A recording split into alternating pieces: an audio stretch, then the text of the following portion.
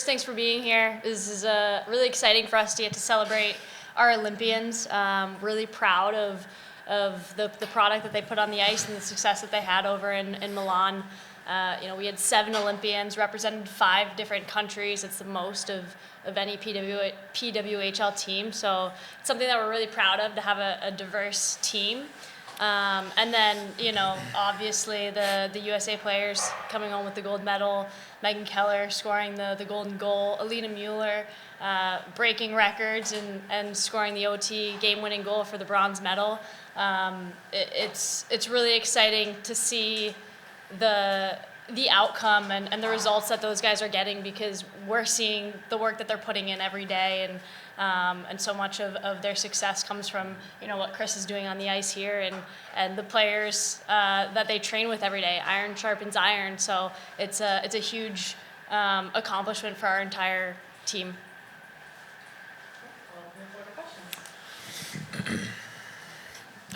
Hey Coach, Good, how are you? I'm Haley with the Boston Globe. Wanted to ask you about the celebration at the beginning of practice today. The video of Megan and Alina out there recreating some sort of celebration. What was the inspiration there?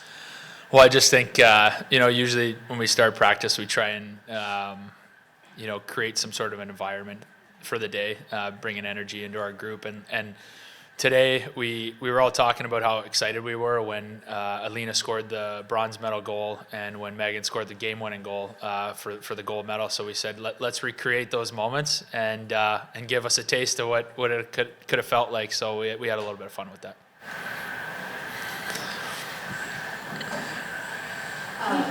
Katie Morrison from Mascot. This question is for either of you. Just take me through a little bit what it was like, your emotions when you were watching, that gold medal with Kate especially. We watched it up in the lounge all together, the team, and it's, I think I was caught off guard how emotional I got in that moment. It's you see these players every single day putting in the work. You get to watch Megan Keller on TV. We get to watch her come in every day, and the work that she puts in on the ice, the work she puts in on the gym, and all these players. It's Alina too. It's the 7 Olympians, and it's everyone on this team. But I think it was important for our team to get to celebrate that together, and a little bit about what Kris is talking about, getting to put that celebration on the ice, because this is obviously such a big deal for the players that got to represent their countries at the Olympics, but it's such a big deal for the fleet. These are their friends, their teammates, the people who make them better every day. So to get to sit in the lounge, watch that moment together, see the celebration, see how excited our teammates or the players were, regardless of where they're from, being so excited for their captain in that moment, it's a moment I'll never forget. Yeah, and just to piggyback off that, I think when the goal went in, I jumped in the air about 5 feet, and there's a video somewhere out there of it. But we were all very excited about it, and you're obviously excited for the hockey piece of it, right? I'm a coach, so I'm working with these players every day, and to see the skill sets that they were able to translate over to the Olympics was certainly encouraging, but then you look at the human aspect and the leadership qualities of some of these players. I see Keller today. Okay, I haven't seen her in about 3 weeks. The first thing she says after all the accolades and all the things that have happened and transpired in her life in the last little bit, she starts asking me about our injured players and how they're doing. The first words out of her mouth: "Hey, coach, good to see you. What's going on with?" And starts talking about our team here. It's they're wonderful people. You look at the athlete, but then you look at how great a human beings they are. And when you have talent and you mix that with unbelievable leadership qualities, it's no shock to me or to any of us that the success that they had in the Olympics. Hi there, Brianna with NBC 10 Boston. Can you speak to how this winning Olympic energy is now sort of being infused into the fleet team, and how the players are kind of vibing off of that energy continuing through the season? Yeah, I mean, it's from a coaching standpoint, it's a sort of a dream come true when you see the amount of energy that's going to be inserted into our lineup, and obviously you look at the gold medal situation and how great that was in that big moment that we all see on TV. But what you forget about is players like Laura Klug, who had a wonderful tournament. She was leading the tournament and scoring for a good portion of it, and I think she broke a record. for what she did in the Olympics. Alina Mueller was outstanding, Taps, Pej, everybody. You go down the roster outside of even the U.S. players. Encouraging for us, and we felt on the home front here that individuals got better, and we used the time to bolster our lineup. And then you take those Olympians who have had immediate success at the highest levels, and the composure that they're going to bring to our group moving forward is something that we're really excited about. For both of you, obviously don't want to detract from the celebration of the gold medal and the bronze medal coming back from the Olympics, but I do have to ask you about the follow-up in the situation with the president calling the men's team and his comments, and just wanted to sort of give you guys the opportunity to share your thoughts and the importance of celebrating women's sportsmen's accomplishments.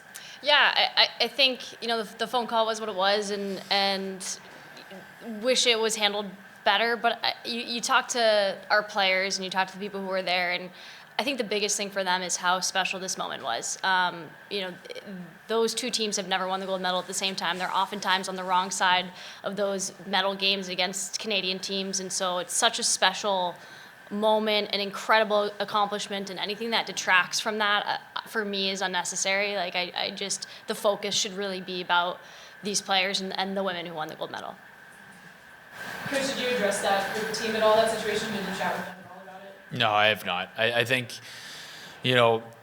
there's so much excitement around our group, so much excitement around these players, and for me, I think we're doing ourselves a disservice and distracting with other things that are outside of hockey, and just want to keep that positive momentum going.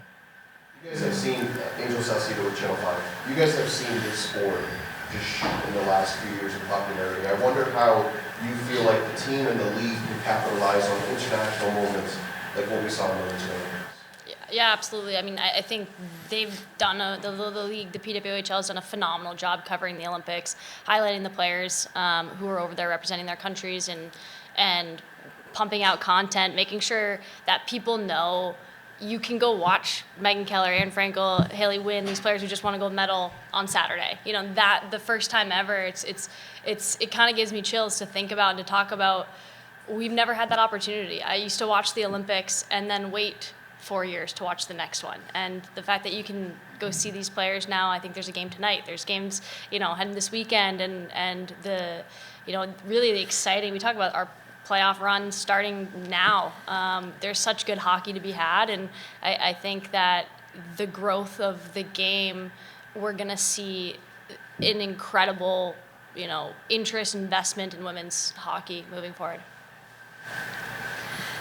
Does it feel to you guys, did you feel like during the Olympics, like people were talking about women's hockey more than usual? Like, what was it like from your perspective? Because like for me, it felt like, wow, people are really talking about women's hockey right now. Yeah, I mean, I think every Olympics, every World Championship, every event in women's hockey that happens year over year, there's just a bigger investment, bigger excitement about it.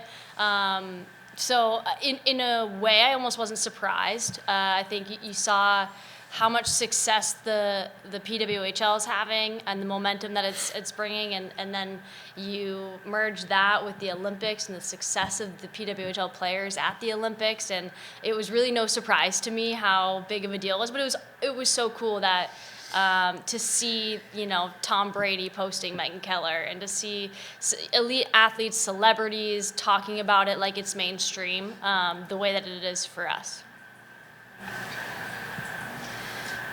Coach, when you've got these 7 players coming back, full heads of steam, coming off some of the physically and mentally toughest games that they've played in their careers, how do you plan to manage their ice time on Saturday night? Yeah, it's a good question. I think, we're kind of in two different places as a team. You got this group of players that are chomping at the bit to play a game, and then, you have the Olympians coming back who just, had some of the hardest hockey they've had in, potentially their lifetime, and representing your country and everything that goes into that, right? And I think, we'll take our time. I think we're going to rest our players that have come back when the time's right.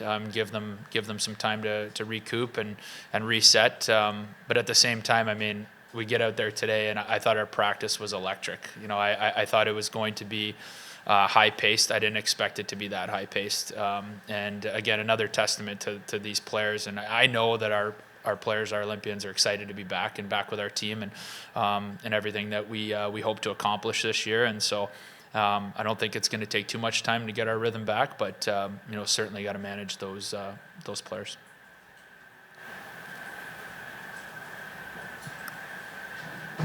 Thank you, everyone.